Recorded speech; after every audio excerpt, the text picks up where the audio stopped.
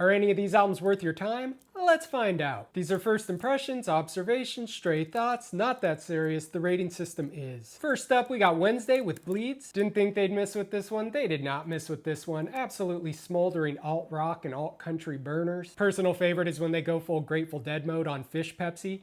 Riding a bike drunk on Four Loko is such a specific detail and is absolutely universal for people of a certain age who lived in a certain kind of town. I know it, I love it. Selfishly, I kind of wish they'd drop the harsher, more abrasive elements of their sound, but I know that's an important ingredient to who they are. Most of the time it works for me. It just sounded like they were a bit more comfortable in elderberry wine mode this time around, and the harsher gestures like Wasp kind of felt like afterthoughts and pulled me out of the vibe a little. That said, it's absolutely worth your time. I give this one an 8.3. 91045. Next up, I got Kieran Hebden and William Tyler with 41 Longview Street, late 80s. I listened to this album twice and was surprised each time it was over, like somehow I forgot I was listening to it while I was listening to it, if that makes sense. It definitely rides a consistent vibe all the way through, for better or worse. Gentle guitar picking and ambient swirls, which I like, but for some reason just kind of glazed over me this time. It's mostly what I expected, but I was hoping for another beat or two. It's largely beatless, aside from Spider Ballad, which recalls Fortet's Ringer era. Seems like a good one to throw on if you gotta do some work. Maybe it'll grow on me. For now, I'm gonna give it a 7.32223. We got Jovial's Mount Crystal. This came out a couple weeks ago, but I didn't get a chance to listen to it until recently, and quite frankly, I'm vibing on it. Electronic tinged art pop R&B.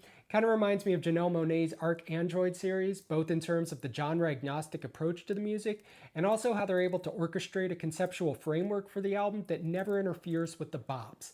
And there are a lot of bops on here. Sparkling melodies, theatrical songwriting that never feels oppressively theatrical. Feels like this would make a good companion piece with the new Nourished by Time album, because I feel like both artists are really good at alchemizing feelings of frustration into levity. This is both a raw and meticulously composed collection of tracks, well worth your time. I give this one an 8.04738. And last, we got Hidden Cameras with Bronco. Canadian indie pop band. This is their first foray into dance music, and I gotta say, it's EMS. Extremely my shit.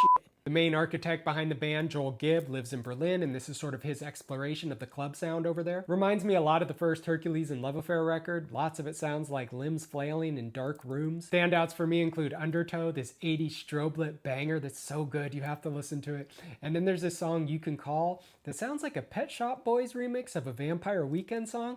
I know that may terrify some people, but I assure you, it's good. Cool, sleek synth pop and house anthems. This one is really growing on me. I give it an 8.2471835.